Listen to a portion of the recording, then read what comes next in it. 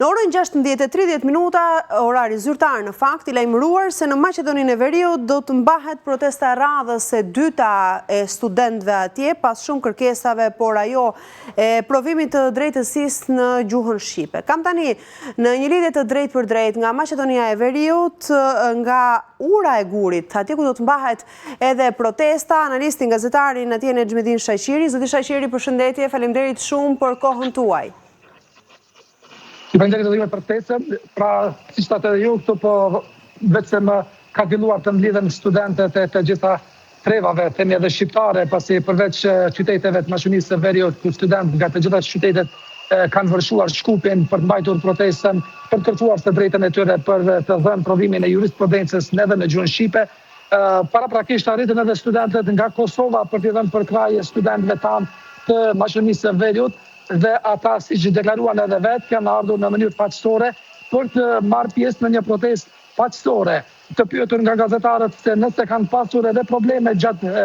rrugtimit të tyre apo në pikën kufitare Blaç, atë kur është edhe pika kufitare në mes Maqedonisë së Veriut dhe Kosovës, ata u shprehen se nuk kanë pasur probleme dhe pengesa për të kaluar kufirin dhe se ata po kanë ardhur në mënyrë paqësore dhe do të marrin pjesë në mënyrë paqësore. Janë mbledhur studentë, deri më tani kemi studentë mjaftueshëm, por priten edhe studentë të tjerë nga qytete për të arritur në kohë dhe për të realizuar protestën ashtu siç është e paraparë me atë rrugën të cilën e kanë paraparë nga këtu para urës së Gurit deri në atje për të kaluar urën e Gurit dhe për të arritur në Ministrinë e Drejtësisë, atje ku edhe vetë ministri paraprakisht apo Igor Filkov kishte deklaruar se provimi për studentët shqiptarë I jurisprudencës do të jepet në gjuhën maqedonase dhe nuk ka bazë ligjore për të dhënë në gjuhën shqipe. Dhe pas gjithë asaj deklarate ka gjeneruar edhe kjo protestë e studentëve shqiptarë. Zoti Shajqiri, më lejoni t'ju bëj një pyetje, si qëndron kërkesa e studentëve shqiptarë në raport me Kushtetutën e Maqedonisë së Veriut dhe ligjin për gjuhët? Ata këmbëngulin se ligji për përdorimin e gjuhëve jep të drejtën e dhënies së provimit në gjuhën shqipe të jurisprudencës, mirë po palatjetër këmbëngul se ligji po e jep këtë ligji për përdorimin e gjuhës e jep këtë të drejtë, mirë po ligji për dhënien e provimit të jurisprudencës nuk e jep këtë ligj. Dhe këtu qëndron ai konflikti I dy ligjeve të cilat nuk lëshojnë pe njëra tjetrës për të zgjidhur këtë çështje, ndërkaq edhe kushtetuta apo e lejon se përdorimi I gjuhës shqipe I 95% I atyre të cilët e flasin gjuhën shqipe apo gjuhën përveç gjuhës maqedonase kanë të drejtë ta përdorin gjuhën e tyre në institucione të ndryshme. Dhe këtu më lejoni të them se problemi është për shkak të mos harmonizimit të këtyre dy ligjeve, paraprake që I përmenda ligjit për përdorimin e gjuhës dhe ligji për dhënien e provimit të jurisprudencës, dhe këtu ndodh ai konflikti dhe këtu është ajo pengesa kryesore. Paraprakisht dëgjova edhe një deklaratë të kryetarit të gjykatës kushtetuese I cili ditë më parë dha një vlerësim të këtyre çështjeve dhe ai tha se nuk mundet një ligj të jetë mbi ligjet apo dispozitat e kushtetutës dhe në këtë rast nuk mundet ligji për përdorimin e gjuhës të jep verdikt për një lutë tjetër dhe këtu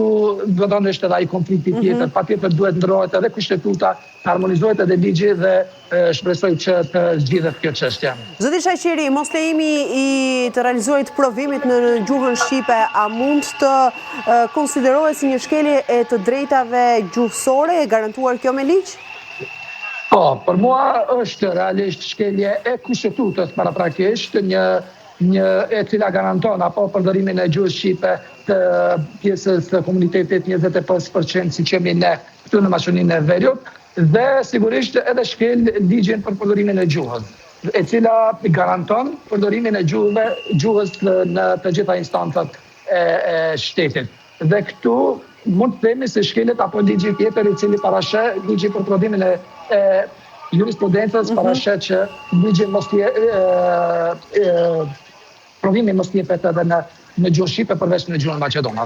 Në slogani bashkohuni me studentët një zëri, sigurisht që sot studentët e Maqedonisë së Veriut kanë gjetur mbështetjen edhe nga studentë të Kosovës, po ashtu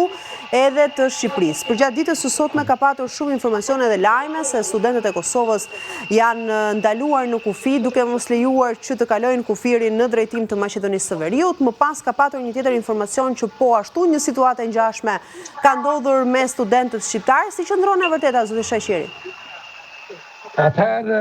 këtu është disa puna më e vështirë, një gazetari i cili duhet verifikoj të gjitha informacionet para se të publikoj dhe të informojmë të gjithë shikuesit apo dëgjuesit dhe opinionin publik. Atëherë, fillimisht siç thatë edhe ju, student nga Shqipëria u paraqitën edhe në video incizime të cilët thonin se nuk po ju lejohet kalimi i pikës kufitare Blat në Dibër, atje ku po mbahen rreth 45 minuta nga doganjerë të cilët nuk i lëshojnë të arrijnë në kohë në protestë.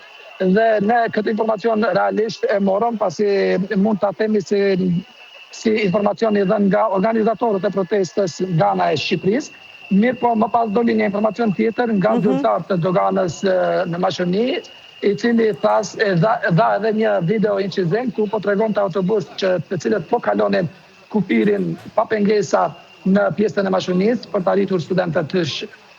në protestë. Nga ana tjetër kishim edhe një informacion se sapo arritën paraprakisht edhe studentët nga Kosova, të cilët janë bashkangjitur protestës së studentëve shqiptarë në Maqedoni, dhe ata deklaruan vetë se nuk kanë pasur kurrë probleme gjatë kalimit të pikës kufitare në Bllac, në Shkup, e cila gjendet në hanin e Elezit edhe në pjesën e Bllacës, fshatit nga pjesa e Maqedonisë. Dhe ata deklaruan se kemi ardhur në mënyrë paqësore për të protestuar dhe për të përkrahur studentët shqiptar, kolegët e tyre në Maqedoninë e Veriut që të arrijnë qëllimin e tyre për të dhënë provimin e jurisprudencës në gjuhën shqipe.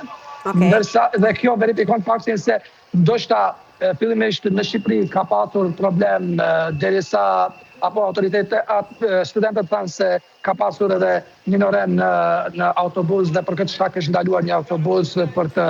shmangur kalimin e pikës kufitare nga minoren pa shoqërues. Dhe nga ana tjetër kemi informacionin nga Kosova të cilët thonë se nuk ka pasur probleme fare gjatë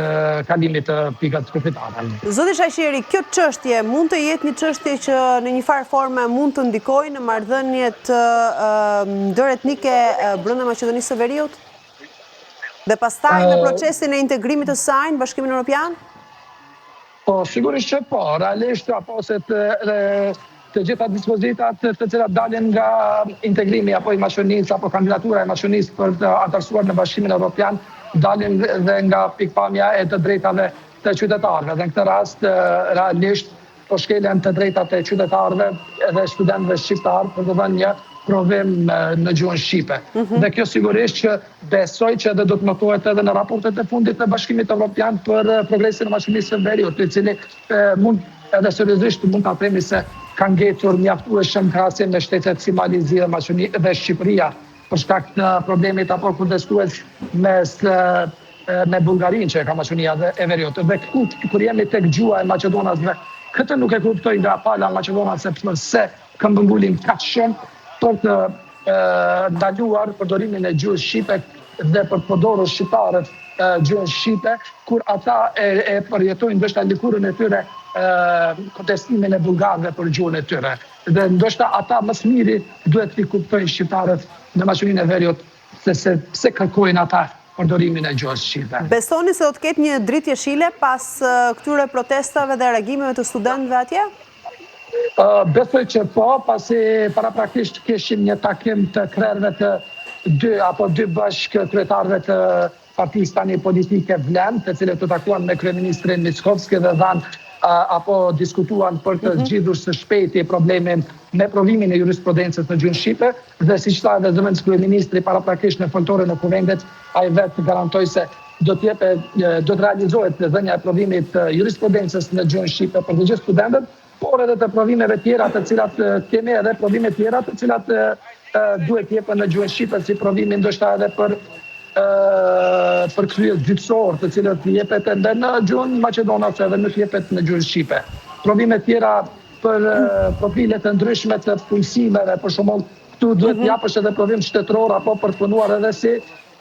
punojse në qerdhe, edukatore në qerdhe, ata duhet të japësh provimin në Ministrinë e Punës dhe Politikës Sociale, edhe ajo jepet në maqedonisht. Dhe pse jo, ndoshta kjo do të ishte një nisëm e mirë për të dhënë të gjitha provimet në gjuhën shqipe. Zoti Shaqiri, zakonisht protestat e studentëve kanë rezultuar të suksesshme sa herë janë mbajtur. Uroj dhe shpresoj që edhe këtë herë kjo protest nxjerr në dritë dhe të realizojë të gjitha kërkesat tuaja që janë legjitime për hir të vërtetës. Ne do të rilidhemi bashkë diku rreth orës 18:15 minuta për të marrë edhe impresione dhe si ka shkuar kjo protestë, e cila duket se është në nisje të saj. Shumë faleminderit për informacionet paraprake. Veç dua të shtoj diçka se ashtu si shtat edhe jo, realisht kur mësojnë studentët të bëjnë diçka edhe e bëjnë, dhe shpresoj që edhe këtë radhë studentët dhe rinia janë forca më e madhe në shoqëri dhe shpresoj që do të realizohet dhe do të arrijnë qëllimin. Shumë faleminderit për këtë lidhje të parë dhe për gjitha detajet që përcolle për News 24. Mirë, ishim me gazetarin, analistin Nexhmedin Shaqiri nga Shkupi, Maqedonia e Veriut.